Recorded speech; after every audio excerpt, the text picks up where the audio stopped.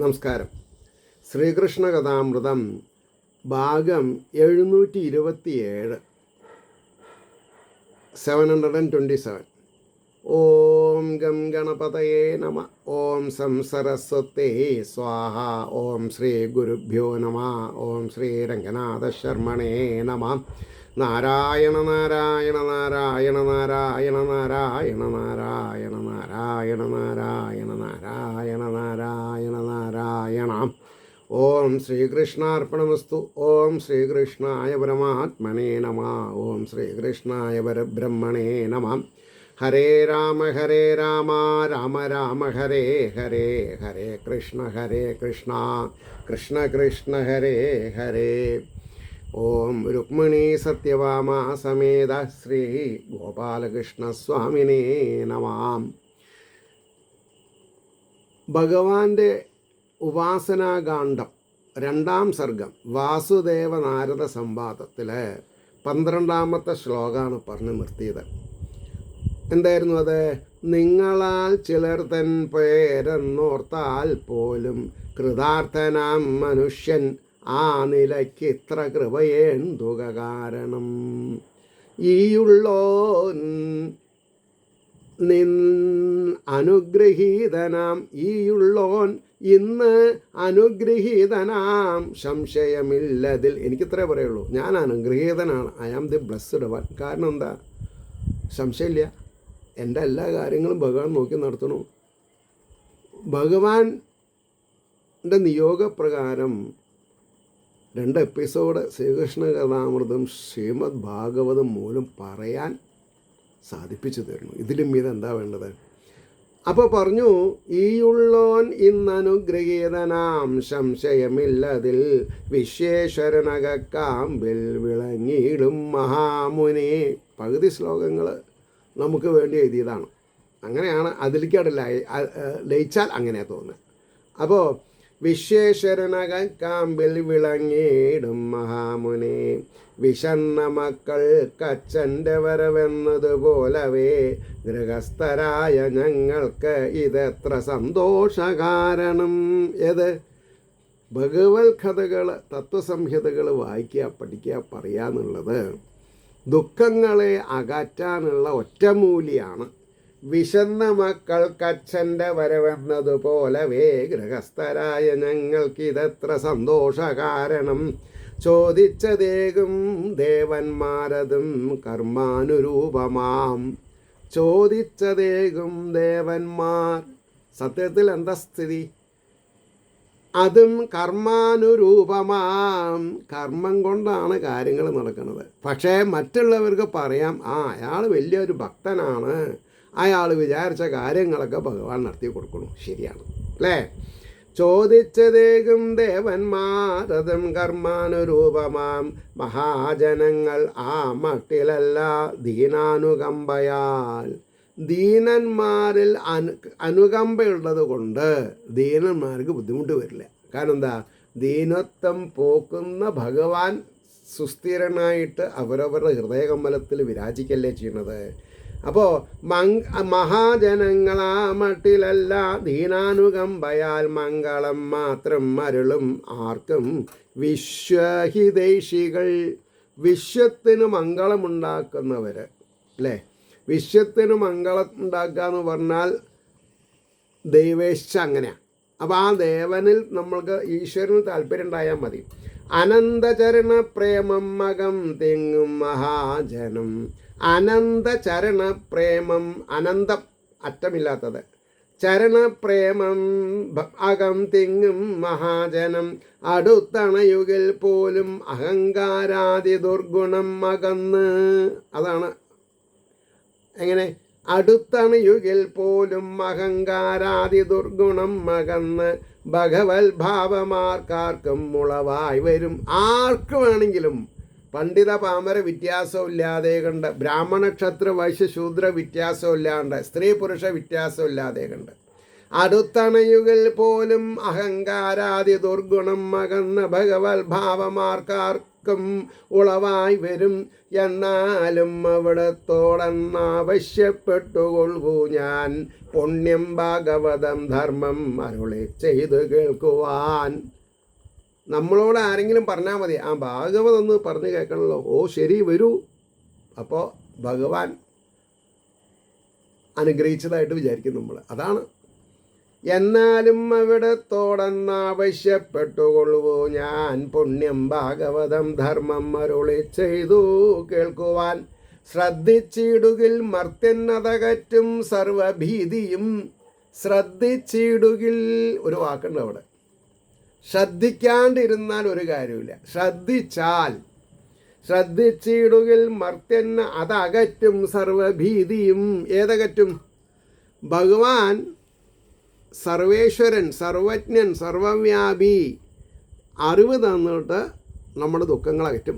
പണ്ടു ഞാൻ ഭഗവത് പ്രീതിക്കത്ര താൻ പാത്രമാകിലും. ഇതിൻ്റെ മുമ്പ് ഞാൻ എന്തിനൊക്കെ പാത്രീഭൂതനായിട്ടുണ്ട്. എന്നാലും ആവശ്യം വരുമ്പോൾ ഭഗവാൻ പറയും, അത് നമ്മുടെ ഭക്തനല്ലേ, പട്ടാമ്പിയല്ലേ, അയാളൊക്കെ ഒക്കെ കൊടുക്കണം കേട്ടോ എന്ന്. ആരോട് പറയും? ദേവന്മാരോട് പറയും. അപ്പോൾ ആരോഗ്യം തരും. അങ്ങനെയാണ്. മനസ്സിലായില്ലേ? എന്തൊക്കെയാണ് ഭഗവാൻ ചെയ്തതെന്ന് വെച്ചിട്ടുണ്ടോ? അയ്യോ, ഭഗവാന്റെ ലീലാവിലാസം പറയാണ്ടിരിക്കാൻ പറ്റില്ല. പുത്രകാമനയാൽ മാത്രം പുണ്ടരീകായദാക്ഷനെ പൂജിച്ചേൻ, മുക്തിയെ പറ്റി ഓർത്തില്ല ഈശ്വരമായയാൽ. വസുദേവര് നാരദരോട് പറയാ, എനിക്കൊരു അബദ്ധം പറ്റി നാരദരെ. എന്താ അത്?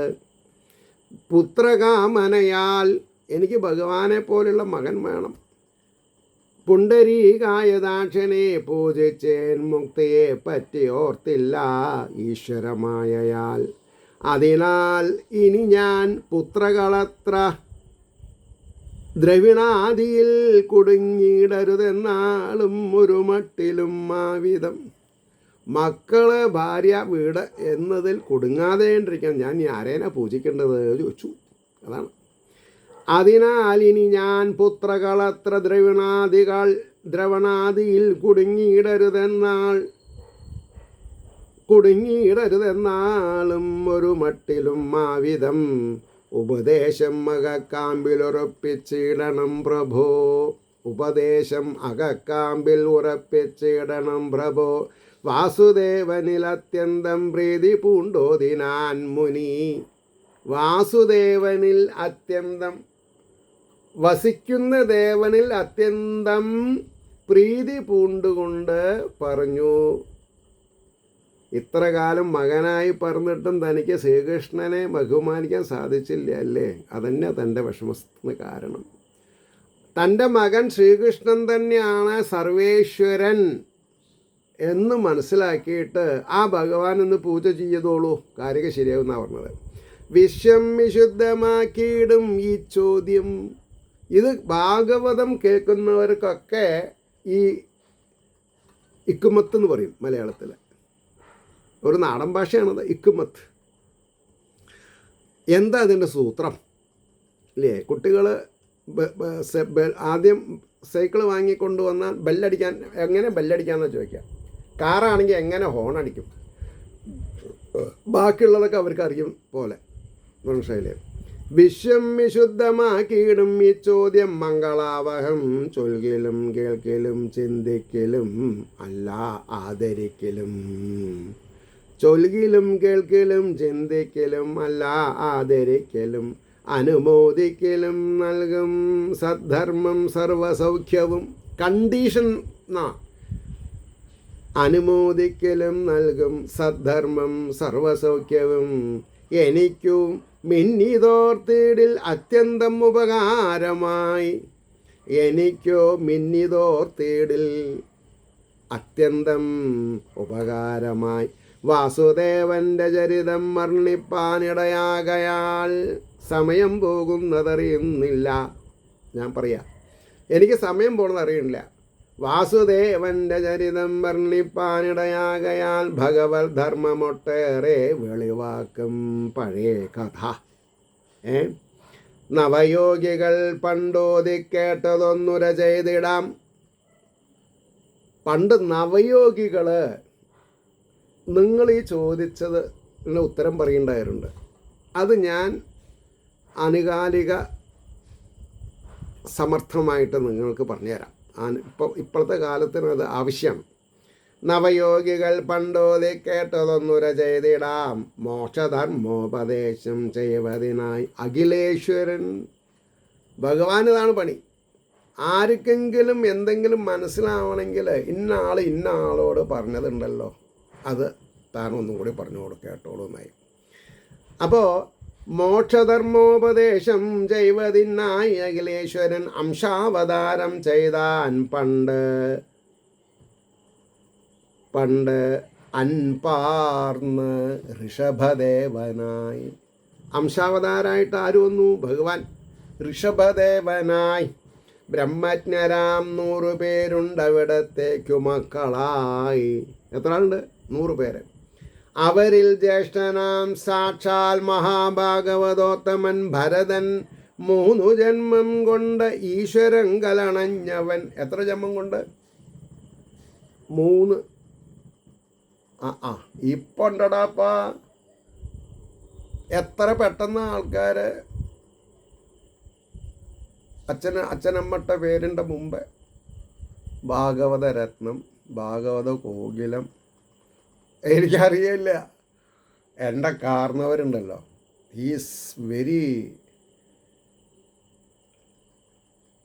Much concern about me. എന്നോട് പറഞ്ഞു, പൊട്ട ചെറുക, അമ്മാതിരി തെറ്റൊന്നും നീ ചെയ്യരുത് കിട്ടുക. എടാ, നിനക്ക് ഞാനൊരു പേര് തരാം, ഭാഗവത ഭക്തദാസൻ. അത് മതി മോനെ, നീ രക്ഷപ്പെട്ടു. ഇനി എന്താ വേണ്ടത്? 95 കർക്കിടക മാസം 32 രാമായണ മാസം കഴിയുമ്പോൾ പറയാ, എടാ ചെറുക്ക, എൻ്റെ അക്കൗണ്ടിൽ എത്ര ക്രെഡിറ്റ് ഉണ്ട് ആധ്യാത്മിക ബാങ്കിൽ, അതൊക്കെ ഞാൻ നിനക്ക് തന്നു, കൊണ്ടുപോയിക്കോ. ദയവ് ചെയ്ത് നീ ഒരു ഉപകാരം ചെയ്യണം. എന്താ അത്? ബ്രഹ്മശ്രീ എന്ന് വെക്കരുത് നീ. ഇല്ല, എന്നാൽ നീ രക്ഷപ്പെട്ടു പറഞ്ഞു. ഞാൻ രക്ഷപ്പെട്ടു. അത് വളരെ സിമ്പിളാണ്. കാണണ്ടവരെ കണ്ടു, സമ്പാദിച്ച് വെച്ചതൊക്കെ ഒസ്സത്ത് എനിക്ക് എഴുതി തന്നു. ഇനി നീയേ ഇത് കൊണ്ട് നടന്നു, ഒന്നും പേടിക്കണ്ട. പക്ഷെ ഒരു ഉപകാരം ചെയ്യണം. ഞാൻ മൺമറിഞ്ഞു പോയാലും ഏതെങ്കിലും ഒരു നോട്ടീസിൽ ബ്രഹ്മശ്രീ എന്ന് വെച്ചാൽ ഞാൻ അവിടെ ഇരുന്നിട്ട് ഞാൻ തന്നത് മടക്കി വാങ്ങും. വേണ്ട അച്ഛൻ അത്രയൊന്നും, ഞാൻ അച്ഛനൊക്കെ വിളിക്കുക, ഒന്നും ബുദ്ധിമുട്ടണ്ട. പറഞ്ഞ വാക്കാ. അതാണ് ഈശ്വര നന്മ. ഈശ്വരൻ നന്മ തരുന്നത് നമുക്കങ്ങനെയാണ്. അതുകൊണ്ടാണ് പറഞ്ഞത്, ഭരതൻ 3 ജന്മം കൊണ്ട് ഈശ്വരങ്കൽ അണഞ്ഞവൻ, അദ്ദേഹത്തിൻ്റെ ഭരണം കൊണ്ടാം യദുകുലോദ്വഹ. വസുദേവരെ, ഈ രാജ്യം ഭരതക്ഷോണി എന്ന പേർ കൊണ്ടത് ഈ വിധം. ഇത് ഭാരതം എന്ന പേരിൽ അറിയാൻ ആ ഭരതൻ കാരണമാണെന്ന് പറഞ്ഞു. ബ്രഹ്മാവർത്താദി ഭൂഖണ്ഡം പാലിച്ചാർ പിന്നെ 9 ആൾ. അപ്പോൾ ഭരതൻ കഴിഞ്ഞു പിന്നെ 9 ആളുണ്ട്. ബ്രഹ്മാവർത്താദി ഭൂഖണ്ഡം പാലിച്ചാർ പിന്നെ ആ 9 ആൾ. കർമ്മതന്ത്രോപദേഷ്ടാക്കൾ 51 ആൾ ദ്വിജാതികൾ. കർമ്മതന്ത്രോപദേഷ്ടാക്കൾ, അതായത് എങ്ങനെയാണ് യാഗം ചെയ്യേണ്ടത്, യജ്ഞം ചെയ്യേണ്ടത്. കർമ്മതന്ത്രോപദേഷ്ടാക്കൾ 51 ആൾ ദ്വിജാതികൾ. പിന്നീട് കവി തൊട്ടുള്ള പേർ കേട്ട നവയോഗികൾ. പിന്നെ ഉള്ളവരാണ് ഇവരെ. പിന്നീട് കവി, ആദ്യത്തെ ആൾ, കവി തൊട്ട ഉള്ള പേർ കേട്ട നവയോഗികൾ. അധ്യാത്മവിദ്യയിൽ തന്നെ മുഴുകും ഭാഗ്യശാലികൾ. ഭാഗ്യക്കുറി കിട്ടിയവനല്ല ഭാഗ്യവാൻ, ആധ്യാത്മവിദ്യയിൽ തന്നെ മുഴുകും ഭാഗ്യശാലികൾ. അതാണ് പട്ടാമ്പിയോട് പറഞ്ഞത്. പ്രൊസീഡ്. എൻ്റെ ഡിപ്പോസിറ്റ് നിനക്ക് വന്നിട്ടുണ്ട്, പ്രൊസീഡ്. ഓ, സന്തോഷമായി. സന്തോഷമായില്ലേ? എൻ്റെ മകന് ഒരു 8 വയസ്സ് 9 വയസ്സുള്ളപ്പോൾ ആണ് അദ്ദേഹം നാട്ടിലേക്ക് പോരണത്. അപ്പോൾ കാരണവരെന്ത് ചെയ്യും, ഈ അമ്പലത്തിൻ്റെ ബാക്ക് സൈഡിൽ പുറത്തു കൂടെ ആരും പ്രദർശനം ചെയ്യില്ല, അവിടെ കൊണ്ടുപോയിട്ട് ചെരുപ്പ് വയ്ക്കും. കാരണം ചിലവർ ഈ അമ്പലത്തിലേക്കല്ലേ ബോധമില്ലാണ്ടൊക്കെ വരും, ചിലവർ ആരുടെയെങ്കിലും ചെരുപ്പിട്ട് പോവും. അപ്പോൾ അദ്ദേഹത്തിൻ്റെ ചെരുപ്പ് മാറാണ്ടിരിക്കാൻ അത് പടിഞ്ഞാറ് ഭാഗത്ത് കൊണ്ടുവയ്ക്കും. അപ്പോൾ എൻ്റെ മകനറിയാം. അപ്പോൾ ഞാൻ ചിലപ്പോൾ വൈകുന്നേരം തൊഴാൻ പോവും. അപ്പോൾ ഭജനയൊക്കെ ഉള്ള ദിവസമാണെങ്കിൽ ഇയാൾ ആ ചപ്പലെടുത്ത് കൊണ്ടുവന്ന് കാലിൽ വെച്ച് കൊടുക്കും. അത് ഭാഗ്യവാനാണ് അയാൾ. അങ്ങനെ ഒരു സ്കൂൾ യൂണിഫോമിൽ അയാൾ ഈ പത്മാവതി അമ്പലത്തിൻ്റെ നടയിൽ 5 അടി വീതിയുണ്ട്, 6.25 അടി ഉയരമുണ്ട് ഗേറ്റ്. 2 വാതിലിങ്ങനെ തുറന്നു, അതിലിങ്ങനെ കൈ വെച്ചിട്ടൊരു ഫോട്ടോ എടുത്തു ഞാൻ. അപ്പോൾ മൂപ്പര് ബോംബെയിൽ നിന്ന് പിന്നെ നാട്ടിലേക്ക് പോയപ്പോൾ ഞാൻ ആ ഫോട്ടോ അയച്ചു കൊടുത്തു. എനിക്ക് ആ ചെറുക്കൻ്റെ ഫോട്ടോ ഒന്ന് അയക്കടാ പറഞ്ഞു. ഓ, അയച്ചു കൊടുത്തു. അതിന് പിന്നിൽ മൂപ്പര് എല്ലാവിധ ആശീർവാദവും നാരായണൻ്റെ ഗുണങ്ങൾ ഉള്ളവനായി തീരട്ടെ, അതായത് ഭക്തി ഉണ്ടാവട്ടെ എന്നർത്ഥം, ഒപ്പിട്ട് എനിക്ക് അയച്ചു തന്നു. ഇന്ന് അയാൾ ഡെൻമാർക്ക് ടെക്നിക്കൽ യൂണിവേഴ്സിറ്റിയിൽ അസിസ്റ്റൻറ്റ് പ്രൊഫസറായിട്ട് ജോലി ചെയ്യണം. എനിക്ക് 10 പൈസ ചിലവായിട്ടില്ല. ഇനി തമാശ എന്താ, ബേസിക്കലി ഈ was BSc MSc കെമിസ്ട്രിയാണ്. PhD inter disciplinary കോഴ്സിൽ ചെയ്തു, കൊറോഷൻ സയൻസ്. അയാൾ അവിടെ ഡിപ്പാർട്ട്മെൻറ്റ് ഓഫ് കെമിക്കലിലാണ് ജോലി ചെയ്യണത്. എങ്ങനെ ഇത് സംഭവിക്കുന്നത്? ഗുരുത്വം, ഗുരുകടാക്ഷം പരിപൂർണം.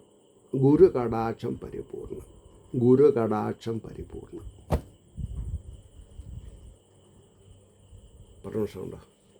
അപ്പോൾ ഇവിടെ എന്താ പറഞ്ഞത്? അധ്യാത്മവിദ്യയിൽ തന്നെ മുഴുകും ഭാഗ്യശാലികളാണ്. ശ്രീകൃഷ്ണ കഥാമൃതം പറയുക, ഭാഗവതം മൂലം പറയുക. അതിൻ്റെ മുമ്പേ നാരായണ ജപ മഹാത്മ്യ തുടങ്ങിയത്. അതിൻ്റെ കൂടെ പിന്നെ ദേവി ഭാഗവതായി, പിന്നെ രാമായണ തത്വപ്രഭാഷണമായി, ഭഗവത്ഗീതയായി, പിന്നെ ജ്ഞാനപാനിയായി, വാട്ട് നോട്ട്, ശിവഗീതയായി, 4000 പ്രഭാഷണമുണ്ട്. മതി, ധാരാളമായി അല്ലേ? അപ്പോൾ കഴമ്പെടുത്തു മറ്റെല്ലാം കൈവടേഞ്ഞ മനീഷകൾ. കാതലെടുത്തു, കഴമ്പെടുത്തു മറ്റെല്ലാം കൈവടിഞ്ഞ മനീഷികൾ. കാണാത്തതും കാൺമതുമാകാശാദി സമസ്തവും. കാണാത്തതും കാൺമതുമാം ആകാശാദി സമസ്തവും. ബ്രഹ്മത്തിൽ കൽപ്പിതം മാത്രം എന്നുറച്ചു മനസ്സികൾ. ബ്രഹ്മത്തിൽ കൽപ്പിതം മാത്രം എന്നുറച്ചു മനസ്സികൾ. ജഗത്തിലേതേതിടവും ഇഷ്ടം പോലെ ചരിക്കവേ. എവിടെ പോവാനും പാസ്പോർട്ടൊന്നും വേണ്ട. ഇപ്പം നാരദർക്കൊക്കെ എവിടെ പാസ്പോർട്ട്? എവിടെ വേണോ അവിടെ. ഏത് അസുരൻ്റെ വീട്ടിലേക്ക് അരമനയിലെത്താനും ശരി, ഏത് ഋഷിയുടെ അടുത്തേക്ക് എത്താനും ശരി, ഏത് രാജാവിൻ്റെ അടുത്തേക്ക് എത്താനും ശരി, നാരായണ നാരായണ നാരായണ നാരായണ നാരായണ നാരായണ നാരായണ നാരായണ ധാരാളമായി. കഴമ്പെടുത്തു മറ്റെല്ലാം കൈവടിഞ്ഞ മനീഷികൾ. കാണാത്തതും കാൺമതുമാകാശാദി സമസ്തവും. ബ്രഹ്മത്തിൽ കൽപ്പിതം മാത്രം എന്നുറച്ചു മനസ്സികൾ. ജഗത്തിലേതേതിടവും ഇഷ്ടം പോലെ ചരിക്കവേ. ഒരു നാൾ അജനാപത്തിൽ അണഞ്ഞാരവരെ വരും. 9 ആളും ഒപ്പം നടക്കുള്ളൂ. ഒരു നാൾ അജനാഭത്തിൽ അണഞ്ഞാരവരെ വരും മഹാഭാഗ്യം തികഞ്ഞുള്ള നിമിതൻ യജ്ഞശാലയിൽ. നിമി എന്ന രാജാവിൻ്റെ അടുത്താണ് അവരെത്തിയത്. സൂര്യനേക്കാളും ഒട്ടേറെ വിലസും യോഗിവര്യരെ മഹാഭാഗവതന്മാരെന്നറിഞ്ഞ് അത്യന്ത ഭാഗ്യവാൻ നിമിക്ക് ഒരു ടെലിപ്പതി കിട്ടി. ഈ വന്നവരാരാ അറിയോ? അവര് മഹാഭാഗവതന്മാരാണ്. വേണ്ട പോലെ നീണ്ടു നിവർന്ന് നമസ്കരിച്ചോളൂ, കാല് കഴിച്ച് ഊട്ടിക്കോളൂ, തനിക്ക് കിട്ടേണ്ടതൊക്കെ കിട്ടുന്നു. അങ്ങനെയുണ്ട്.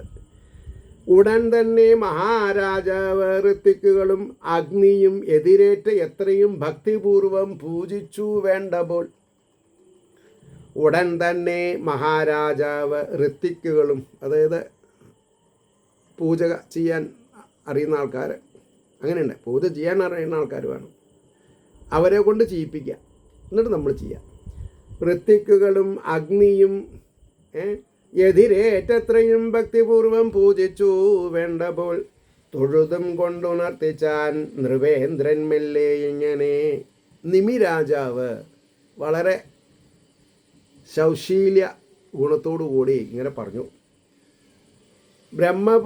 നൃപേന്ദ്രൻ മെല്ലെ ഇങ്ങനെ എന്താ പറഞ്ഞത്?